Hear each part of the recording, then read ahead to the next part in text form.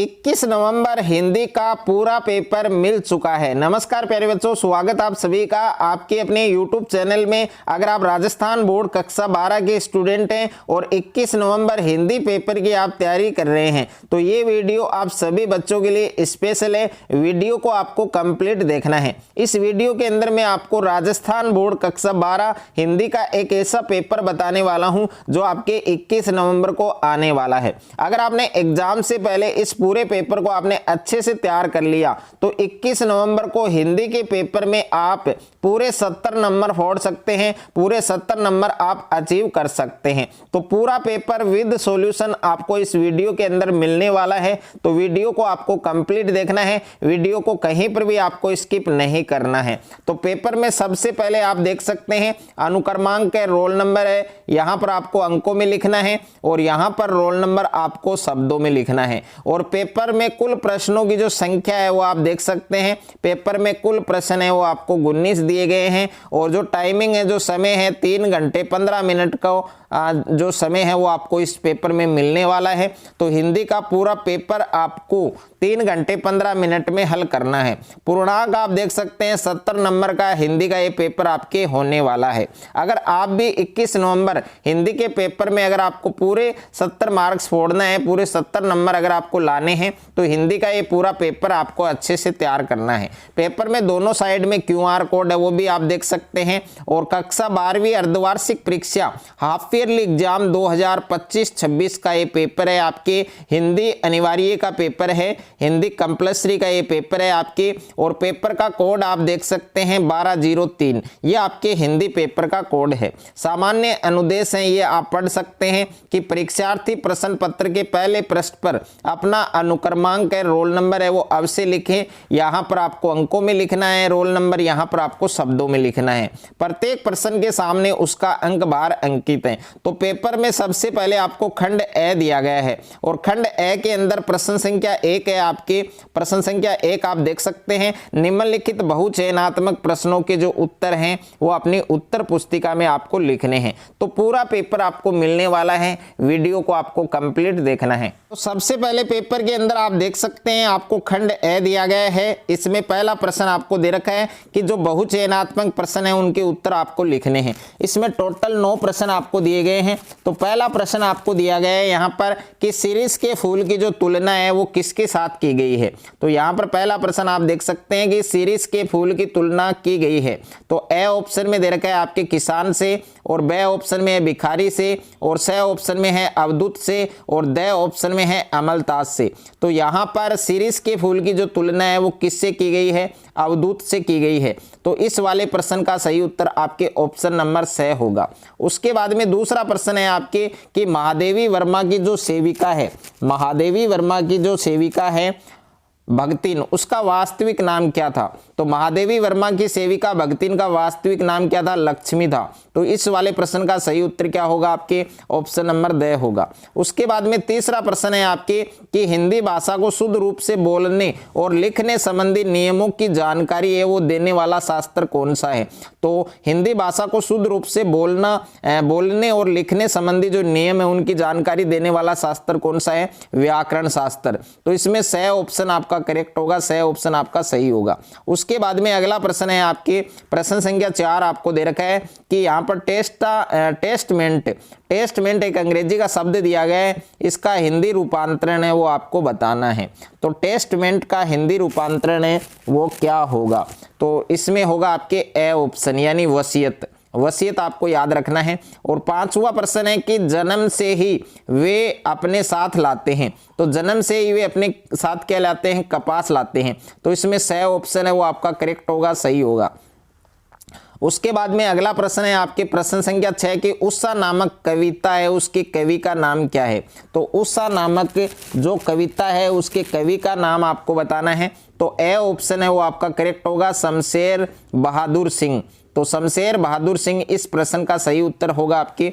और प्रश्न संख्या 7 है आपके कि मोहनजोदड़ो किस काल के शहरों में सबसे बड़ा है। तो मोहनजोदड़ो है वो किस काल के शहरों में सबसे बड़ा है।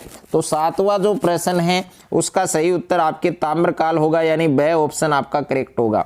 उसके बाद में प्रश्न संख्या 8 है आपके कि आदर्श रूप में पत्रकारिता है वो किसका प्रतिबिंब है। तो आदर्श रूप में पत्रकारिता है वो किसका प्रतिबिंब है वो आपको बताना है। तो इसका सही उत्तर आपके ऑप्शन नंबर ए होगा, यथार्थ या वास्तविकता का। उसके बाद में अगला प्रश्न है आपके प्रश्न संख्या 9 कि किसी खबर का घटना स्थल से सीधा प्रसारण है वो क्या कहलाता है। तो किसी खबर का, किसी न्यूज का घटना स्थल से सीधा प्रसारण है वो लाइव कहलाता है। तो ए ऑप्शन है वो आपका सही होगा।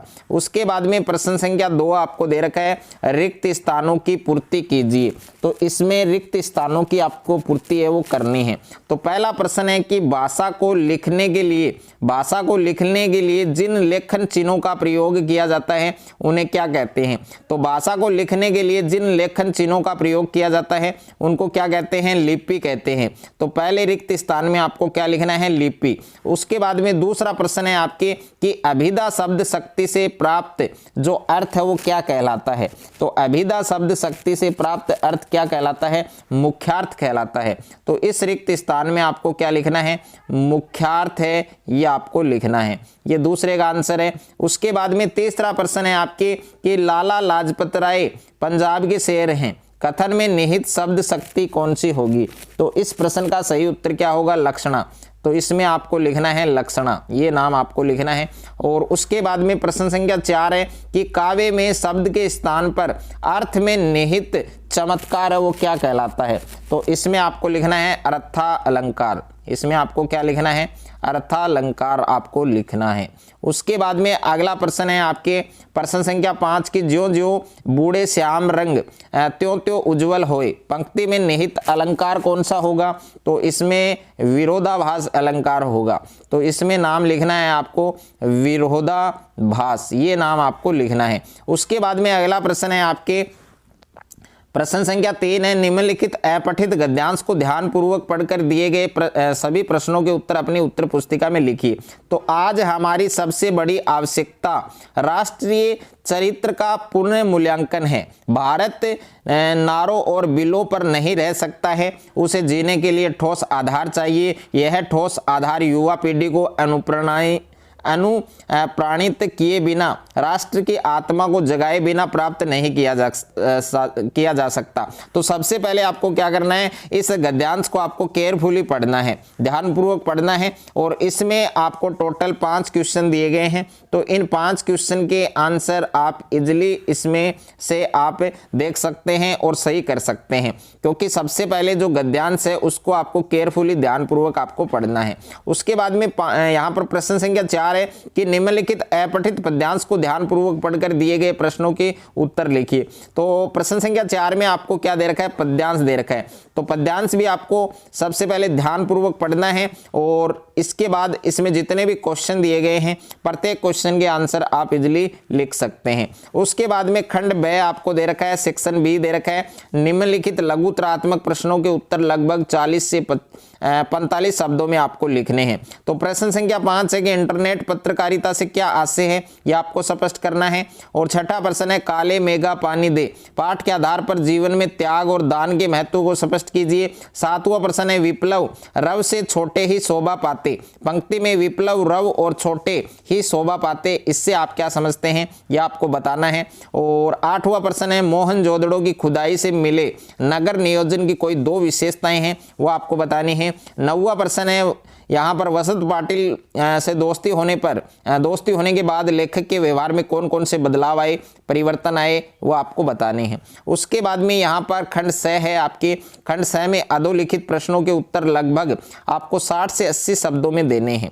तो यहाँ पर प्रश्न संख्या 10 है कि द्विवेदी जी ने सीरीज के माध्यम से वर्तमान समय की भागदौड़ भरी और संघर्षपूर्ण जीवन जीने की सीख दी है, उक्त कथन से आप क्या समझते हैं, ये आपको स्पष्ट करना है। अथवा में प्रश्न दे रखा है जाति प्रथा और श्रम विभाजन में क्या अंतर है, ये आपको स्पष्ट करना है। और 11वां प्रश्न है कि उत्साह कविता के आधार पर बताइए कि कवि ने किन उपमानों का प्रयोग कर कविता को गतिशीलता दी है।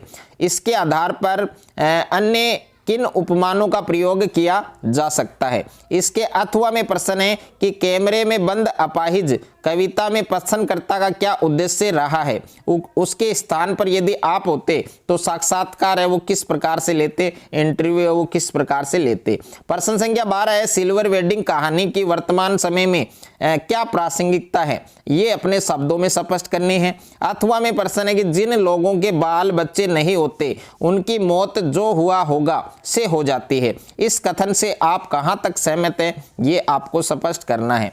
और उसके बाद में नेक्स्ट है आपके प्रश्न संख्या 13 है कि दादा की समझ से गुण ज्यादा निकालने की अपेक्षा भाव अधिक मिलना चाहिए। यह कथन वर्तमान समाज की प्रतिस्पर्धा और धन लोलुपता की प्रवृत्ति की ओर इंगित करता है। इस कथन के संदर्भ में अपने जो विचार है वो आपको स्पष्ट करने हैं। अथवा में दे रखा है प्यारे बच्चों प्रश्न कि पढ़ाई लिखाई के संबंध में लेखक और दत्ताजी राव का रवैया सही था, अथवा लेखक के पिता का। तर्क सहित अपने विचार आपको लिखने हैं। उसके बाद में अगला प्रश्न है प्रश्न संख्या 14 है कि महादेवी वर्मा का लेखक परिचय आपको लिखना है। और अथवा में प्रश्न दे रखा है हरिवंश राय बच्चन का कवि परिचय लिखना है। तो दोनों में से एक का परिचय आपको करना है याद। और उसके बाद में प्रश्न संख्या 15 है कि फीचर लेखन की शैली पर प्रकाश डालना है। और अथवा में प्रश्न है फीचर लेखन और यहाँ पर आलेख लेखन है, उन दोनों में आपको अंतर बताना है। उसके बाद में खंड द दे रखा है, यानी खंड द के अंदर प्रश्न संख्या 16 है आपके निम्नलिखित पद्यांश की सह प्रसंग व्याख्या कीजिए। तो छोटा मेरा खेत चौकोना, कागज का एक पन्ना, कोई अंधड़ कहीं से आया, अक्षण का बीज वहां बोया गया। तो ये जो पद्यांश दे रखा है इसकी सहप्रसंग व्याख्या आपको बनानी है। और इसके अथवा में भी दे रखा है एक पद्यांश, अगर इसकी व्याख्या करना चाहें तो इसकी व्याख्या कर सकते हैं, बट दोनों में से एक की व्याख्या है वो आपको बनानी है। उसके बाद में प्रश्न संख्या 17 है कि निम्नलिखित गद्यांश की सहप्रसंग व्याख्या कीजिए। तो बाजार में क्या एक जादू है और वह जादू आंख की तरह काम करता है, राह काम करता है। वह रूप का जादू है, पर जैसे चुंबक का जादू लोहे पर ही चलता है, वैसे ही इस जादू की भी मर्यादा है। जेब भरी हो मन खाली हो, ऐसी हालात में जादू का असर खूब होता है। तो ये जो गद्यांश दे रखा है इसकी आपको व्याख्या बनानी है। इसके अथवा में भी दे रखा है, अगर आप अथवा वाला करना चाहें तो अथवा वाला कर सकते हैं। प्रश्न संख्या 18 है कि अपने विद्यालय हेतु फर्नीचर और स्टेशनरी क्रय करने हेतु यानी खरीदने हेतु एक निविदा प्रारूप आपको तैयार करना है। 4 नंबर का है। अथवा में प्रश्न है कि सचिव माध्यमिक शिक्षा बोर्ड राजस्थान अजमेर की ओर से 10वीं और 12वीं की बोर्ड परीक्षा तिथि परिवर्तन की एक विज्ञप्ति आपको तैयार करनी है। और प्रश्न संख्या 19 दे रखा है लाडलो, निम्नलिखित विषयों में से किसी एक विषय पर आपको निबंध लिखना है और ये निबंध 300 शब्दों में लिखना है प्यारे बच्चों। 4 नंबर का है आपके पहला निबंध है विद्यार्थी जीवन और अनुशासन, दूसरा है नारी शिक्षा आज की आवश्यकता, तीसरा है योग स्वास्थ्य के लिए वरदान, 4 नंबर है स्वच्छता का महत्व। तो इन 4 में से केवल आपको एक निबंध बनाना है।